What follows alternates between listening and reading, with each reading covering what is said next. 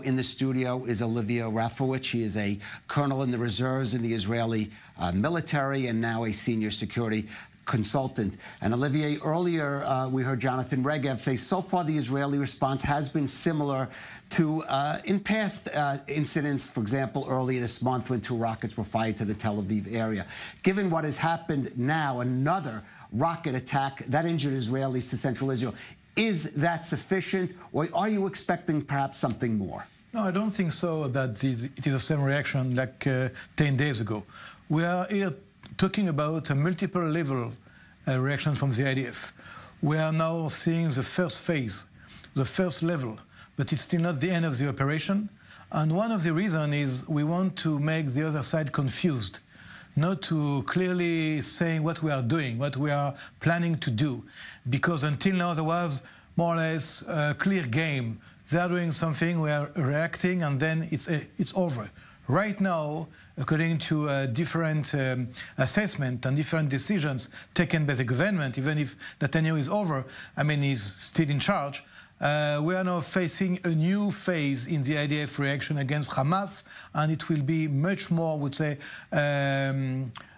built in such a way that they will not know what we are going to plan, what we are going to do. For example, just to hit the office of Ismail Haniyeh, who is the leader of Hamas in the West, in the Gaza Strip, sorry, and also outside, mean that there is a clear intention to hit and to pinpoint the leaders of Hamas. You're talking about targeted assassinations, perhaps, of the Hamas leadership. Israel might be. It's the possibility. It's the possibility. And this possibility is now on the table, and this possibility has also been accepted by the cabinet. Okay, Olivier, stay with us. I want to now go to our senior Middle East correspondent, Mohammad Al-Kassim. He joins us from outside Ketziel prison in southern Israel. And what are you hearing from Gaza, Mohammad?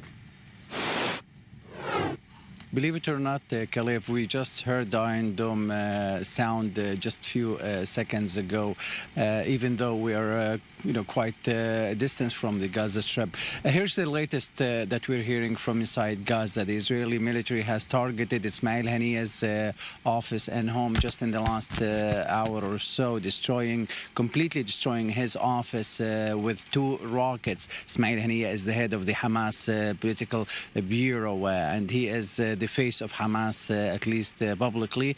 And that shows maybe that Israel is probably starting to think about either target assassination or targeting Hamas's leaders and their offices. But this is the first that we've heard since the beginning of this military operation. To my co-anchor, Nurit and defense correspondent Jonathan Regev in a community just north of the Gaza border. And I understand you're seeing some action down there, Nurit.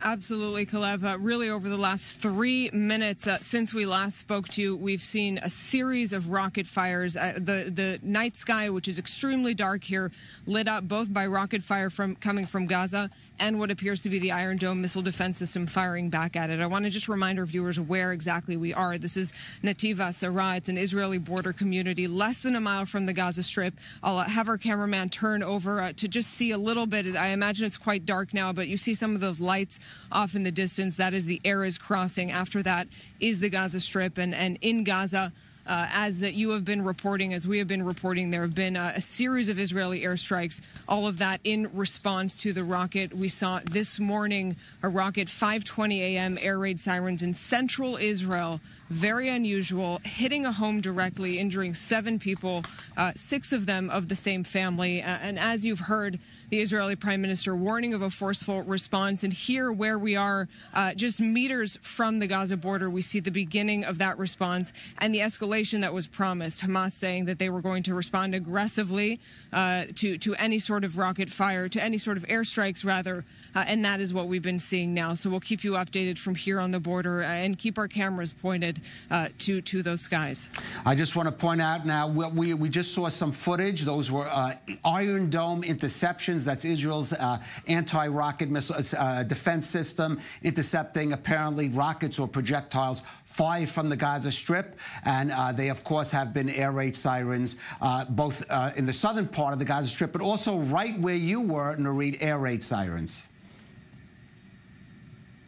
Right. Those air raid sirens we heard just a few minutes ago, really, we took you to a shelter. I'm standing right next to it. This is sort of a makeshift concrete shelter, essentially a cylinder where people can run into here. As I mentioned before, the time to get to shelter in communities like this is almost nothing, anywhere between 8 seconds to 15 seconds. So residents really don't feel comfortable leaving their homes. They don't feel comfortable letting their kids drive to school, go to school in a school bus because of that very short time. A lot of residents here sleeping in their shelters tonight.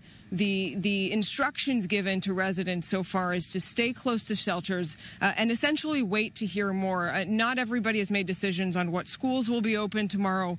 We know that only, if anything, schools that are close to bomb shelters will be open. But one resident told me just a short while ago, we are just taking it hour by hour. We're going to see what happens until 5 a.m. For now, the Israeli military's recommendations are only until that time, and then we'll reevaluate. They are, for now, expecting quite a difficult night in terms of Israeli airstrikes and a Hamas response with rockets, and waiting to see what happens.